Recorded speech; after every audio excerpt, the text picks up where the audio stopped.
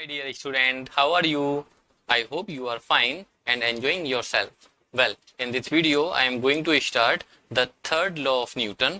Newton uncle ने third law में बहुत सारी बातें बताई थी और बड़ा ही इंटरेस्टिंग लॉ है, बहुत ज्यादा इंटरेस्टिंग, और हम आपको समझाने वाले हैं इस लॉ को। लेकिन इस लॉ को समझाने से पहले हम आपको कुछ बातें बताते हैं। देखिए, अगर आप एक पंच बॉल में हिट करते हो, बॉल समझते हो ना, दीवार में हिट करोगे तो क्या होगा भाई, फोर्स कितने लगाया है? फोर्स आपने लगाया है बॉल पर या बॉल ने लगाया है आप पर? तो आप कहोगे सर फोर्स तो हमने लगाया है बॉल पर। तो जरा बताइए, जब आपने बॉल पर फोर्स लगाया है तो लगना किसके चाहिए? बॉल की लगनी चाहिए या आपके लगनी चाहिए? आप कहोगे सर हमने फोर्स लगाया है तो बॉल की लगनी चाहिए, लेकिन लगती किसके है? और आप जितना ज्यादा जोर से पंच करोगे उतना ही ज्यादा जोर से आपके हाथ में भी चोट लगेगी, और जितना कम फोर्स लगाओगे उतना कम आपके भी फोर्स में लगेगी। ऐसा होता है या नहीं होता है? आप सोचोगे सर ऐसा कैसे हो गया, फोर्स भी हमने लगाया और चोट भी हमने खाई, ये तो बहुत बड़ा अजीब बात है।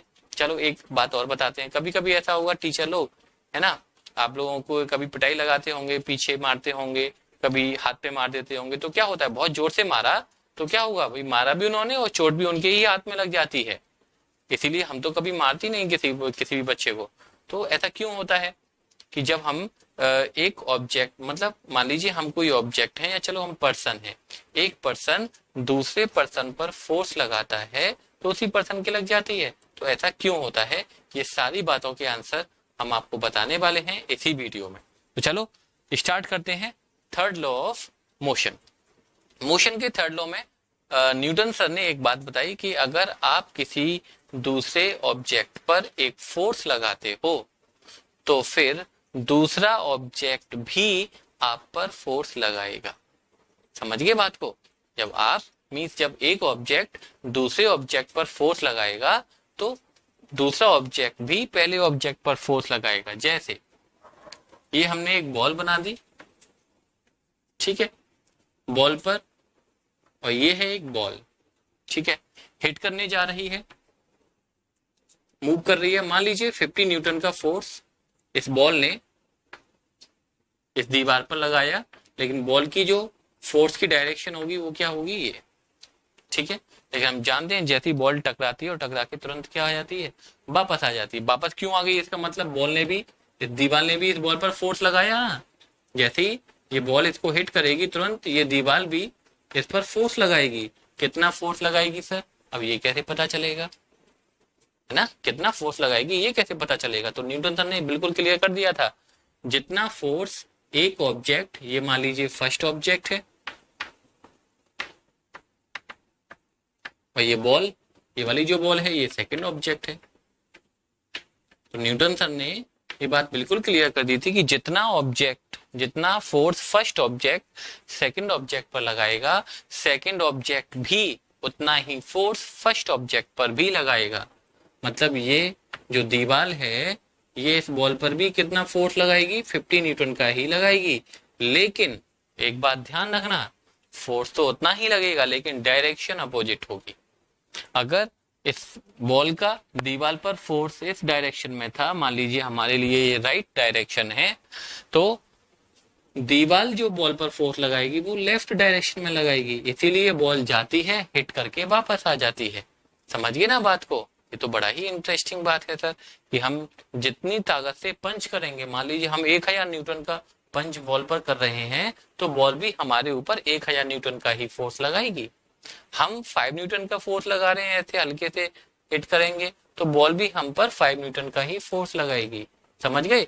तो जो फर्स्ट ऑब्जेक्ट सेकंड ऑब्जेक्ट पर जो फोर्स लगाता है उस फोर्स को एक नाम दिया गया एक्शन। क्या नाम दिया गया? एक्शन। एक्शन क्या है? Force applied by first object on second object. First object जो सेकंड ऑब्जेक्ट, जैसे यहाँ पर ये बॉल है, दीवार पर कितना फोर्स लगा रही है, 50 न्यूटन, इसको हम बोलते हैं एक्शन। उसके बदले में होता क्या है, दीवार भी फर्स्ट ऑब्जेक्ट पर उतना ही फोर्स लगा रही है। तो जो सेकंड ऑब्जेक्ट फर्स्ट ऑब्जेक्ट पर जितना फोर्स लगाता है उसको हम कहते हैं रिएक्शन। ठीक है, ध्यान रखना, केमिस्ट्री में रिएक्शन का मतलब अलग होता है और फिजिक्स में रिएक्शन का मतलब अलग होता है। तो समझ गए? एक्शन क्या है कि जो the force exerted by first object on second object.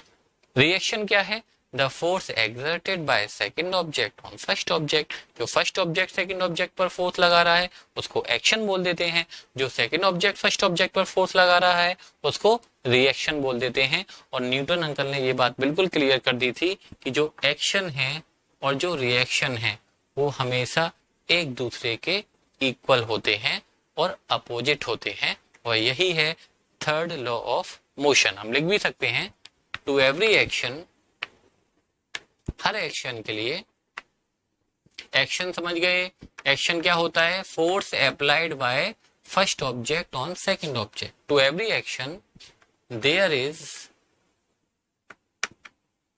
Equal and opposite reaction. बस एक छोटा सा स्टेटमेंट न्यूटन थर्ड लॉ का आप लोग ध्यान रखें, to every action there is equal and opposite reaction. हर एक्शन के लिए एक रिएक्शन जरूर होगा और वो दोनों इक्वल होंगे, लेकिन बस डिफरेंस रहेगा तो इतना कि एक्शन की डायरेक्शन अगर फॉरवर्ड है तो रिएक्शन की डायरेक्शन बैकवर्ड होगी, एक्शन की डायरेक्शन डाउनवर्ड है तो रिएक्शन की डायरेक्शन अपवर्ड होगी। या फिर हम इस लॉ को ऐसे भी बोल सकते हैं, एक्शन क्या है जरा बताइए, इफ फर्स्ट ऑब्जेक्ट